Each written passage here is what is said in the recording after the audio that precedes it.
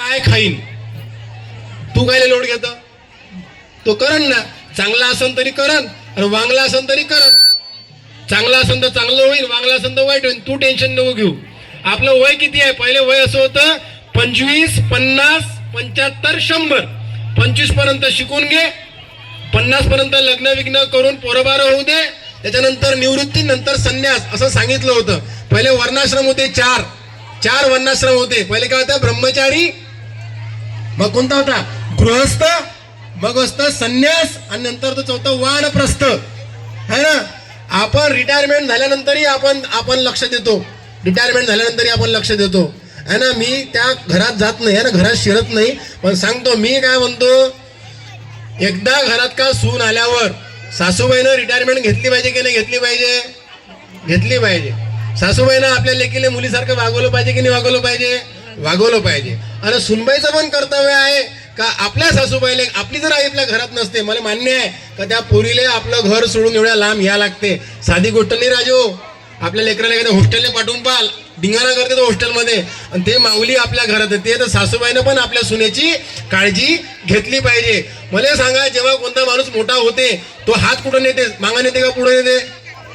तो असे हात मागा निघते मग बोलते है ना. जर हात मागा नेताना तुम्ही 2 पावलं मागं सरकले तर काय फरक पडत. म्हणून ज्येष्ठ मंडळींनी, आता प्रॉब्लेम काय होते माहिती आहे काय, ज्येष्ठ मंडळीत आणि तरुण मंडळीत असं घासापीस होते है ना. ज्येष्ठ मंडळीचा सल्ला, विचार, त्यांचा अनुभव हा आपल्या तरुण मंडळीसोबत शेअर केला पाहिजे. आपला भारत देश फार सुंदर आहे. तुम्हाला डोनाल्ड ट्रम्प माहितच असेल. आता तात्या, कोणी त्याला तात्या म्हणते, कोणी काय म्हणते. डोनाल्ड ट्रम्प लय तकलीफ देऊन आला. तो पुऱ्या जगाला तो आपला कंट्रोलमध्ये आणण्याचा प्रयत्न करू नये. आपल्या त्या विषयाकडे जाऊ नये.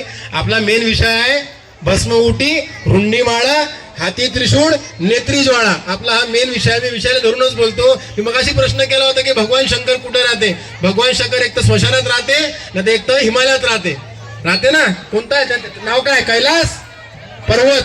मावशी एखादं भजन येते का शंकराचं? कैलास पर्वताशी निगडीत नाही येत काय? बरं, कैलास पर्वतावर राहते. मला सांगा, गळ्यात काही आहे का सोन्याचं लॉकेट?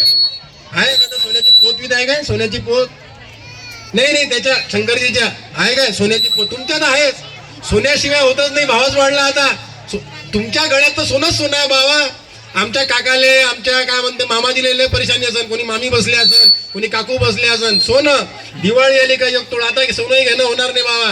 आता ते काय कंपनी म्हणते काहीतरी 18 कॅरेट पेक्षाही खालचा आणणार आहे म्हणते बा. सोनं दिसणार नाही. तांबं घेणं चालू करा, तांब्याचे गडवे. तांबं महाग होणार आहे भविष्यात. मी खरं सांगतो बरं, इंजिनियर माणूस आहो.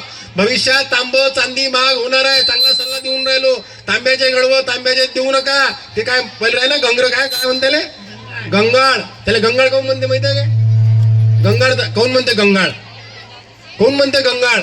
गंगा म्हणजे पाणी. पाण्याचा वापर बरोबर करत जा. टाकीतलं पाणी वाहून जाऊ देत जा. पाणी वाहत राहते, कोणी बंद करायला तयार राहत नाही. हे मी परिस्थिती सांगून राहिलो.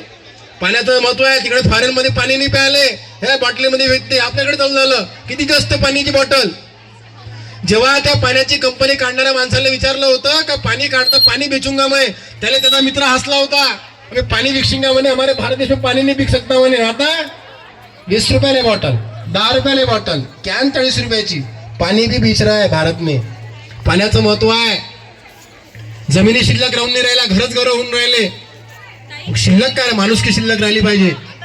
माणुसकी शिल्लक राहिली पाहिजे.